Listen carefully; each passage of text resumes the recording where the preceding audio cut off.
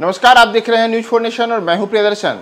लोकसभा चुनाव को लेकर के नीतीश कुमार की पार्टी जदयू ने आज अपने 16 उम्मीदवारों के नाम की घोषणा की है।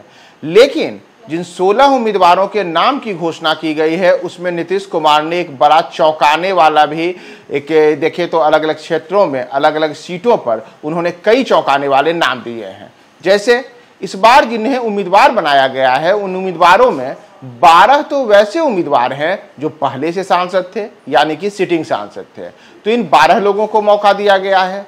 लेकिन नीतीश कुमार ने 4 सीटों को लेकर के बड़ा उलटफेर किया है और इन 4 सीटों पर नीतीश कुमार की पार्टी ने इस बार कहीं उम्मीदवार बदल दिए तो कहीं नए चेहरों को मौका दिया है।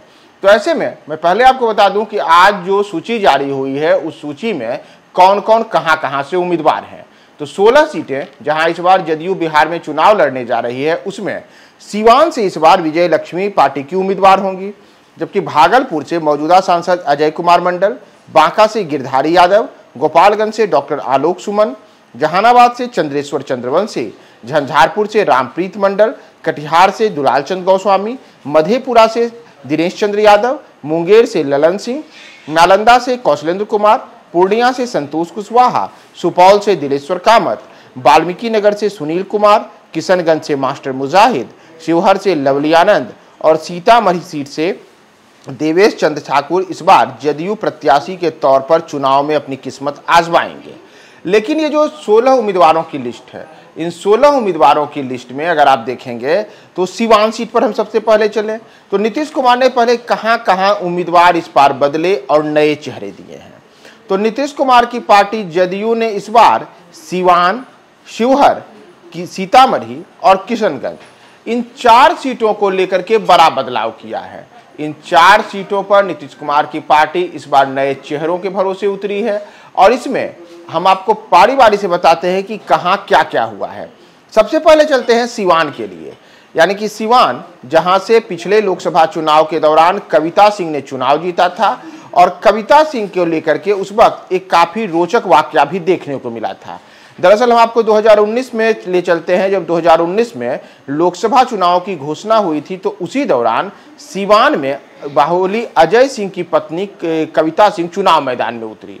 लेकिन तब अजय सिंह ने खरमास में केवल चुनाव लड़ने के लिए कविता सिंह से शादी की थी, यानी कि अपराध के आरोपों से घिरे हुए अजय सिंह ने उस दौरान अचानक से कविता सिंह से शादी करके सबको चौंका दिया था और तब खरमास में उन्होंने कविता सिंह से शादी की। उसके बाद नीतीश कुमार की पार्टी जदयू ने उन्हें उम्मीदवार बनाया और कविता सिंह ने सीवान में जीत भी हासिल की। लेकिन 5 साल होते होते अब परिस्थितियां बदल गई हैं और नीतीश कुमार इस बार सीवान में नया खेला कर रहे हैं। जदयू का तीर एक बार फिर से जीत के निशाने पे लगे, इसके लिए सीवान में इस बार नीतीश कुमार ने विजय लक्ष्मी को उम्मीदवार बनाया है। और आपको बताएं कि जो विजय लक्ष्मी हैं इनके पति के ऊपर भी आपराधिक आरोप है, यानी कि वे भी हत्या के एक मामले में आरोपित हैं और पूर्व विधायक भी रह चुके हैं।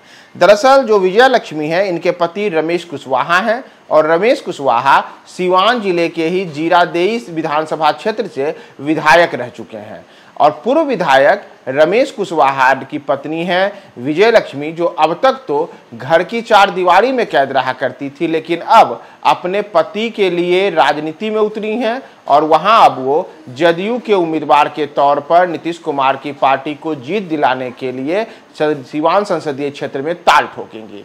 तो सीवान में यह बड़ा बदलाव है, जहां मौजूदा सांसद कविता सिंह का पत्ता कट गया है और विजया लक्ष्मी वहां से उम्मीदवार हैं, जो कि पूर्व विधायक रमेश कुशवाहा की पत्नी है। वही रमेश कुशवाहा जिन पर गंभीर आपराधिक मामले दर्ज हैं और वे चुनाव नहीं लड़ सकते हैं, जिस वजह से अब उनकी पत्नी विजय लक्ष्मी पर नीतीश कुमार ने इस बार भरोसा जताया है।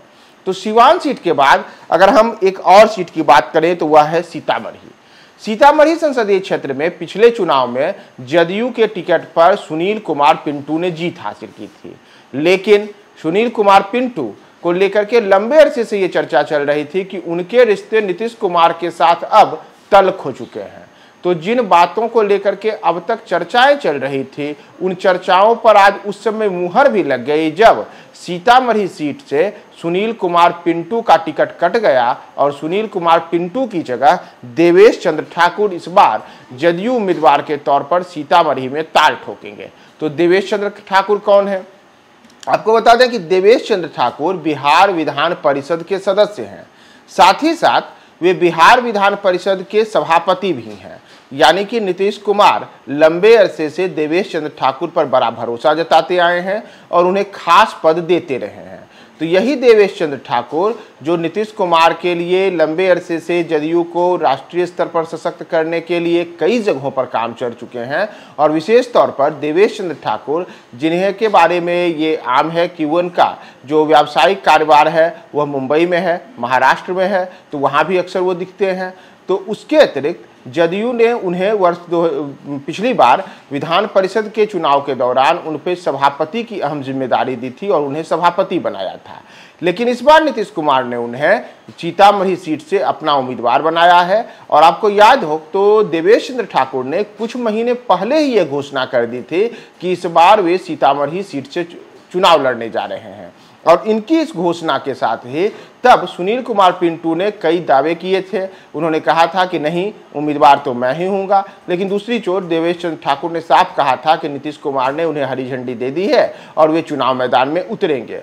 तो पिंटू जो समय समय पर नीतीश कुमार को लेकर के काफ़ी तल्ख लहजा अपना चुके थे, उनका इस बार पत्ता नीतीश ने काट दिया है और उनकी जगह अपने विश्वस्त, अपने खास माने जाने वाले और पहले से ही अहम जिम्मेदारियां निभा रहे देवेश चंद्र ठाकुर को इस बार सीतामढ़ी के चुनावी मैदान में उतारा है। और सीतामढ़ी में ये एक बड़ा बदलाव नीतीश कुमार की पार्टी के द्वारा किया गया है। यानी कि सीवान और सीतामढ़ी इन दोनों सीटों पर मौजूदा सांसदों का टिकट कट गया है और वहां नए प्रत्याशी के तौर पर सीवान में जहां विजय लक्ष्मी जदयू उम्मीदवार होंगी, वहीं सीतामढ़ी सीट से इस बार देवेश चंद्र ठाकुर इस बार जदयू उम्मीदवार के तौर पर किस्मत आजमा रहे हैं। तो अब एक और सीट की बात करें तो वह सीट है शिवहर की सीट। दरअसल शिवहर संसदीय क्षेत्र में इस बार लवली आनंद जदयू की प्रत्याशी के तौर पर चुनाव मैदान में उतर रही हैं। ऐसे में आपको हम शिवहर के बारे में बता दें कि जो शिवहर संसदीय क्षेत्र है, यहाँ पिछले चुनाव के दौरान यह सीट भारतीय जनता पार्टी के पास थी और भारतीय जनता पार्टी ने तब रमा देवी को यहाँ से चुनाव मैदान में उतारा था। रमा देवी ने जीत भी हासिल की थी। और रमा देवी कौन है? तो रमा देवी अपने दौर में जो बिहार राजद सुप्रीमो लालू यादव हैं, उनके एक दौर में खास माने जाने वाले बृज बिहारी की पत्नी। बृज बिहारी की हत्या पटना में IGMS अस्पताल में हुई थी, उनका मर्डर किया गया था और उनके मर्डर के बाद बिहार में काफ़ी बड़े स्तर पर अलग अलग जगहों पर जो उनके समर्थक थे उन्होंने आक्रोश जताया था। और तब से ही माना गया था कि लालू यादव और रमा देवी के बीच में भी रिश्ते तल्ख हुए और उसके बाद रमा देवी भारतीय जनता पार्टी में आ गई। फिर रमा देवी ने पिछले चुनाव के दौरान भी जो शिवहर संसदीय क्षेत्र है वहां से भारतीय जनता पार्टी के टिकट पर जीत हासिल की। लेकिन इस बार जो सीटों का बंटवारा हुआ है तो उस सीटों के बंटवारे में शिवहर संसदीय क्षेत्र इस बार जदयू के खाते में आ गई है। तो पहले जहां भारतीय जनता पार्टी ने हत्या हो चुके बृज बिहारी की पत्नी रमा देवी को उम्मीदवार बनाया था, तो इस बार जदयू भी कुछ उसी तरीके से यहाँ पे बाहुबली माने जाने वाले आनंद मोहन की पत्नी लवली आनंद पे दाव लगाई है। लवली आनंद बाहुबली आनंद मोहन की पत्नी है, वही आनंद मोहन जो कि DMG कृष्णैया की हत्या के आरोप में 16 साल से ज़्यादा समय जेल में रहे।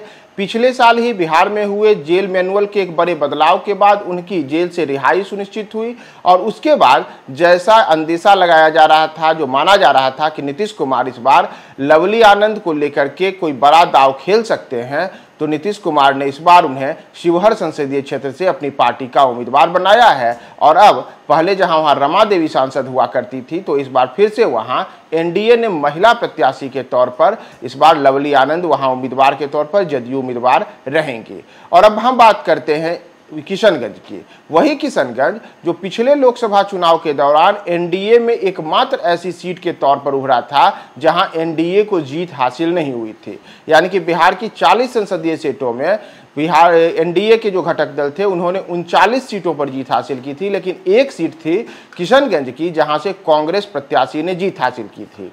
तो इस बार किशनगंज में जदयू की जीत सुनिश्चित करने के लिए नीतीश कुमार ने मास्टर मुजाहिद को उम्मीदवार बनाया है और मास्टर मुजाहिद इस बार नीतीश कुमार का तीर लेकर के उसे जीत के निशाने पर लगाने के लिए किशनगंज में उतर रहे हैं।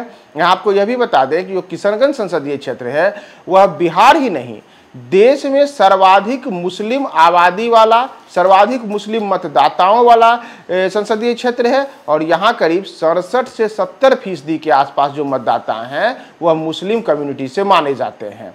तो मुस्लिमों के गढ़ माने जाने वाले किशनगंज में इस बार नीतीश कुमार ने मास्टर मुजाहिद के नाम पर दांव खेला है। देखना महत्वपूर्ण होगा कि जब 4 जून को चुनाव परिणाम आएगा तो उसमें नीतीश कुमार का यह फैसला कहां तक सही साबित होता है। तो जिन 4 संसदीय क्षेत्रों में सिवान, शिवहर, सीतामढ़ी और किशनगंज जहां बड़े बदलाव इस बार नीतीश कुमार की पार्टी ने किए थे, ये उसका पूरा ब्यौरा जो मैंने आपको बताया कि कैसे कहां-कहां इस बार किन किन रणनीतियों के तहत नीतीश कुमार ने नए लोगों को मौका दिया है।